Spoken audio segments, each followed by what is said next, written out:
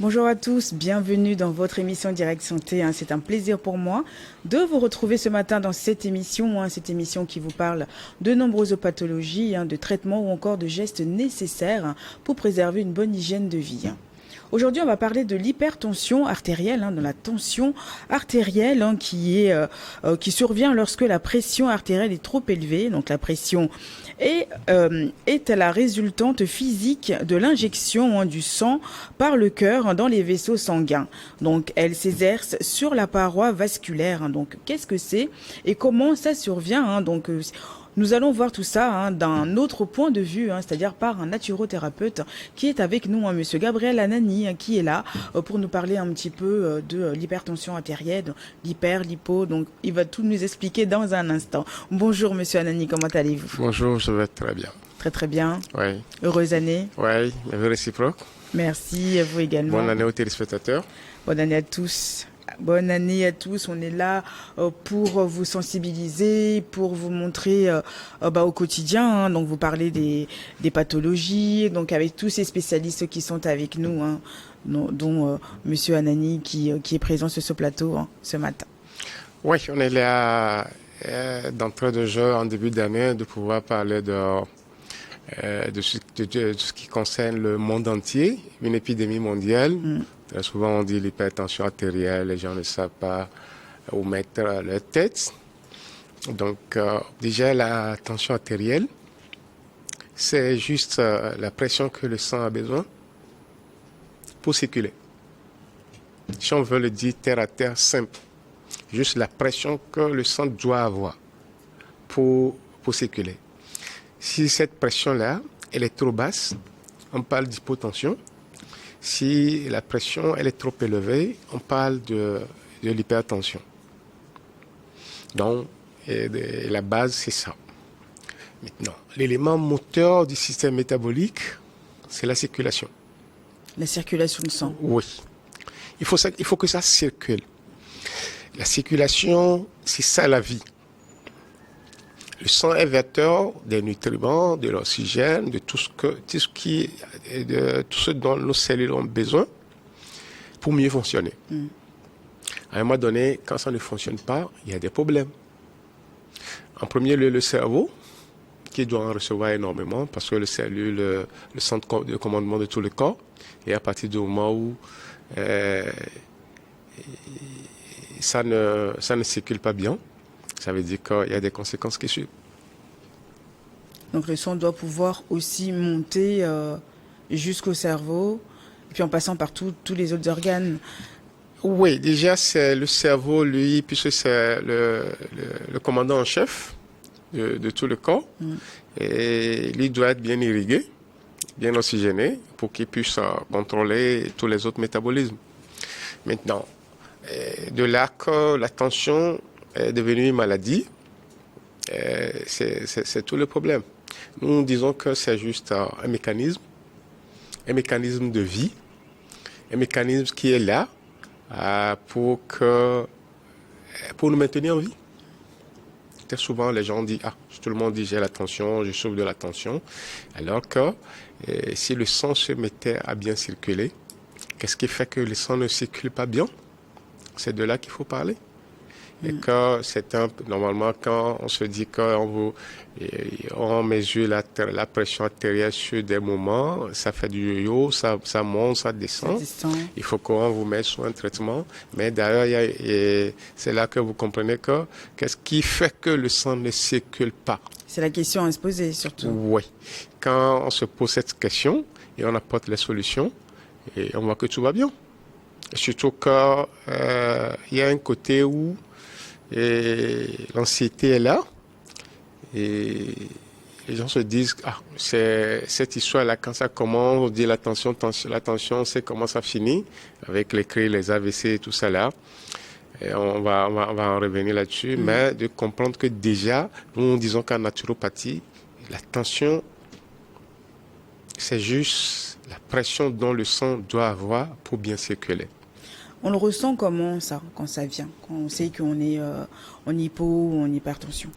Oui, ça c'est jusqu'au niveau de la prise. Quand on prend un tensiomètre et on mesure la tension, on doit voir quelle mesure ça donne. C'est à partir de la mesure, comme vous dit, si vous êtes en hypo ou bien vous êtes en hypertension. Mais physiquement, comment on sait? Avant d'aller consulter, comment ça arrive? Oui, avant d'aller consulter, ça veut dire que physiquement, vous sentez des malaises. Les maux de tête qui sont là depuis un bon moment, qui ne partent pas, qui deviennent violents. Vous êtes là, la lourdeur dans la nuque. C'est au niveau de leur nuque sans corps. Il y a une lourdeur qui est là. Et il y a plusieurs symptômes. Certains, la vision est floue. Certains peuvent avoir des nausées, peuvent avoir des vomissements. Il y a beaucoup de choses l'anxiété aussi qui est là. Oui, très souvent. Et à partir de ce moment-là, quand ces symptômes sont là, d'autres vont savoir que souvent, ce qui fait alerter, souvent, c'est les vertiges. Les vertiges aussi qui sont là. Vous avez les vertiges même sans rien faire, vous vous levez. Les vertiges rotatoires, des fois, qui sont là, très violents. Et à partir de ce moment-là, on cherche à consulter. Et quand on consulte, on dit que la tension est trop élevée, vous devez faire attention. Et pour cela, il faut qu'on puisse vous mettre un médicament pour faire diminuer la tension. Et en résumé, vous comprenez que quand on se demande pourquoi est-ce que ça ne circule pas, pourquoi est-ce que ça bloque, c'est là que vous voyez que le corps produit assez de caillots. Des caillots de sang? Oui. Donc nous disons que ce qu'on dit sur la tension, sur l'hypertension artérielle comme une augmentation de la pression au niveau des vaisseaux, et ce n'est que juste des problèmes de caillots. Les artères sont déjà fins. Maintenant, qu'est-ce qui peut empêcher qu'ils puissent circuler librement? Ouais, c'est juste la formation des caillots dans les artères. Et des caillots qui bloquent le passage? Oui. Et à partir du moment là où ça ne circule pas, et l'organisme veut que vous soyez en vie, il fait quoi? Il va forcer le passage. En faisant quoi? Oui, en forçant, en voulant faire circuler, parce qu'à un moment donné, les caillots qui bloquent la circulation. Donc, la pression doit augmenter. Maintenant, déjà, la pression augmente et le système cardiovasculaire doit pouvoir forcer le passage. Le sang doit circuler. Est-ce que souvent, quand on nous dit qu'il faut boire beaucoup d'eau pour faire circuler le sang, est-ce que c'est vrai? Oui, déjà, c'est l'équilibre hydrique du corps doit pouvoir beaucoup déjà apporter. Il faut boire. Il faut boire pour nettoyer le corps, l'équilibre hydrique du corps, mais les caillots, la formation des caillots aussi, c'est autre chose. On se dit que qu'est-ce qui empêche le sang de circuler? On donne conventionnellement, il y a des causes par rapport au fait que la pression artérielle monte. On parle souvent de l'âge, de l'hérédité, de votre alimentation, la consommation de trop de sel, de tous les aliments qui contiennent trop de sodium. Sauf que vous comprenez que dans tout ça là, il y a un équilibre qui est rompu. Et l'équilibre déjà, c'est au niveau de l'acide et de la base. On parle d'équilibre acido-basique. L'équilibre acido-basique est la première cause du fait que le corps produit du caillot. Maintenant, quand il y a un déséquilibre en faveur de l'acidité, ça fait que l'oxygène manque dans le corps.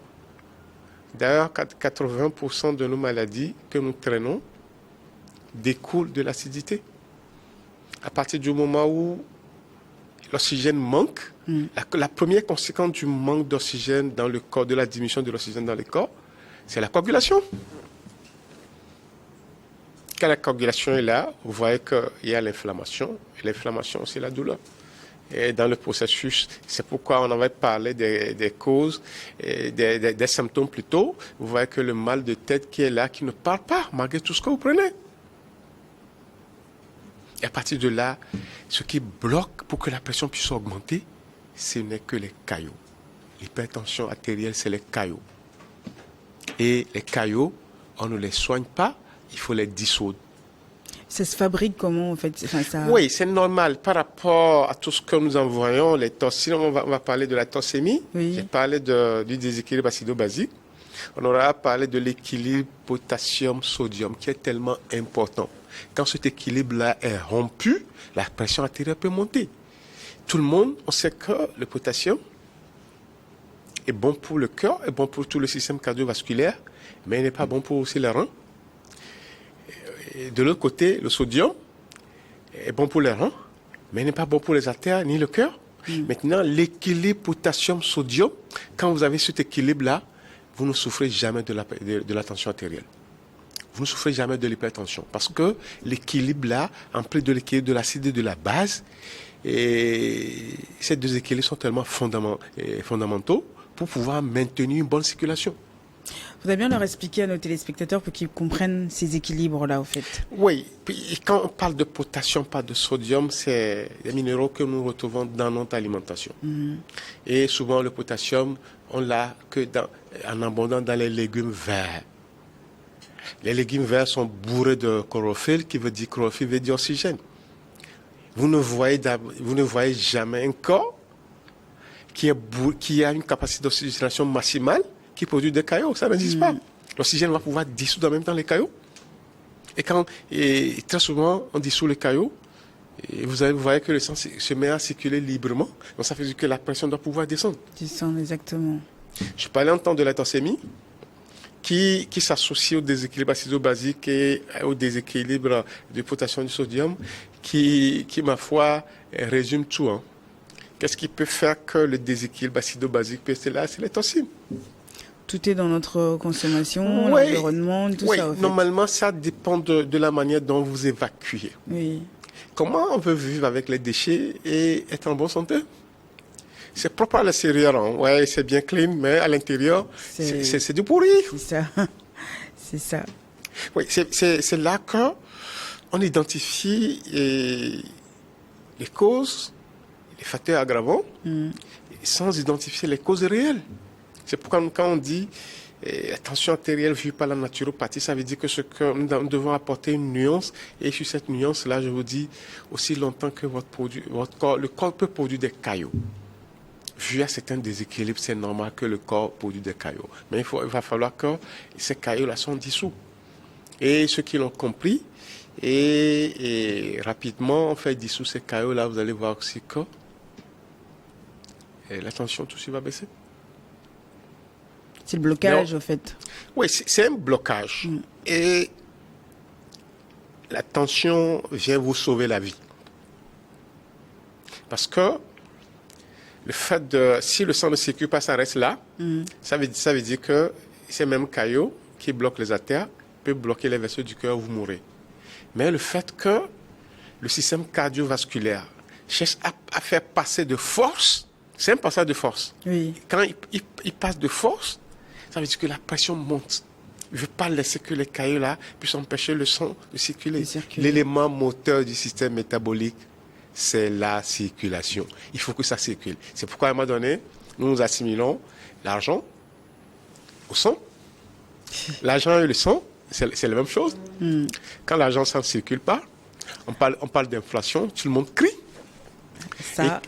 Et quand le sang ne circule pas, on parle d'accident vasculaire et on parle de crise. Vous voyez un peu l'analogie? Oui, bien sûr. Ouais, que l'argent ne circule pas, tout le monde crie. Donc, tout le monde crie qu'il y a la crise. Quand le sang ne circule pas, c'est la crise qui est là. C'est la crise qui est là aussi. Donc, ces facteurs-là, c'est quoi les gros facteurs, qui favorisent justement ces fabrications de cailloux dans le sang, de sang? Oui, c'est ça que je disais. Normalement, pour que les causes identifiables depuis toujours, on ne parle de l'âge, de l'hérédité, et on nous parle de notre alimentation, la consommation de l'alcool, le tabagisme, tout ça là. Mais vous comprenez que certaines personnes, ils sont jeunes. Ils ont ça. Ils sont sédentaires. Ils ne consomment pas du tout l'alcool. Mais l'hygiène de vie est plus ou moins saine. Mais la tension est là. Le stress. Oui, le stress dans une certaine mesure, mais on vient d'évoquer les causes connues depuis toujours, comme étant l'hérédité. On se dit, c'est parce que tes parents, l'hypertension c'est dans notre famille, hein, c'est lié à l'hérédité. Moi je dis, le génétique, l'hérédité explique que 5 à 10%, mais au contraire l'épigénétique explique tout. L'environnement dans lequel vous êtes, vos conditions personnelles. C'est pas parce que mes parents, mon papa ou bien ma maman a fait l'hypertension artérielle, était hypertendu, que moi aussi je vais être hypertendu. C'est pas, on n'a pas les mêmes conditions. Voilà. Ouais, c'est là que vous comprenez que l'hérédité ne peut expliquer que peut-être une petite partie parce que vous portez les mêmes gènes. C'est ça.